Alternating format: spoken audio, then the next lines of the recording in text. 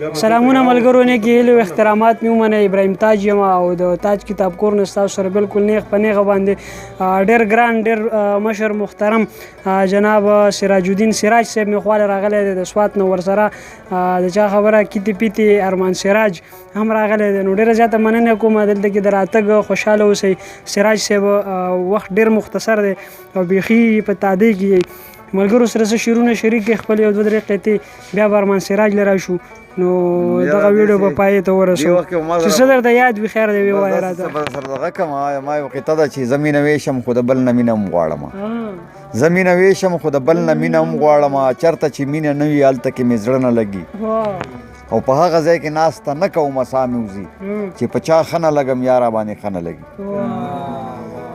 او پښتونه څه په چله او په هنر یې پیزواني کړې، په ځان یې پوهه نه کړې خو حیوان یې درنه جوړ کو.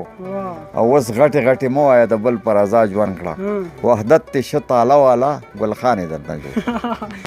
ډېر ښه دغه سراج دغسې یو څو قطعې نورې چې ستا د نازونو اداګانو لوګی ستا د نری نری خندا به وشم او د ژوند نه ځکه مزې اخلمه چې زه څه شوتل نه یم چې بیا به وشم.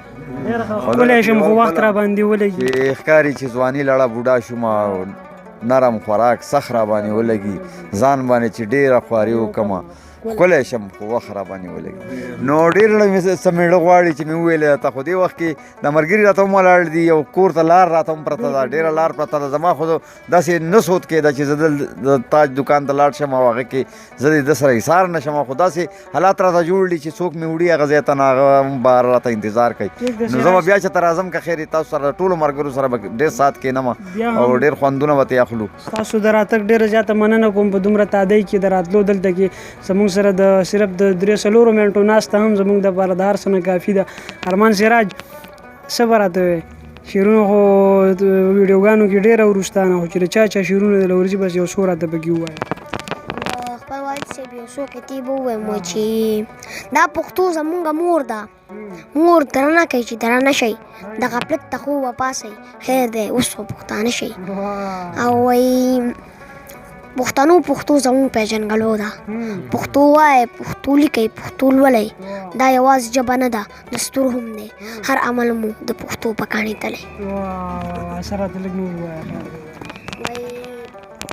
څانګې به سندرې شي، خوښ به پکې لګي، پاکې به خبرې شي، خوښ به پکې لګي، ختم به د وران د ظلم جبر شي، رڼا به شي، لوړې به ژغورې شي، خوښ به پکې لګي. دا د تور نظام تور ځناور به په قابو کې شي، ماتې به یې ښکرې شي، خوښ به پکې لګي. او دلته به د امن مرغۍ والوځي راوالوځي، لویې به یې وزرې شي، خوښ به پکې لګي. نه به وي سراج خو اخترونه او میلې به وي، ورکې به دایرې شي، خوښ به پکې لګي. ډېر ښه ارمان سراج، ډېره زیاته مننه کوم یو ځل بیا هم سراج صاحب ستاسو د راتګ. ورسره سراج صاحب ستاسو د بل زوی فرحان سراج هم ډېره زیاته مننه دلته کې د راتګ او هر چېرته چې ملګرو خوشحاله اوسئ، اباد اوسئ، د لوی الله په امان.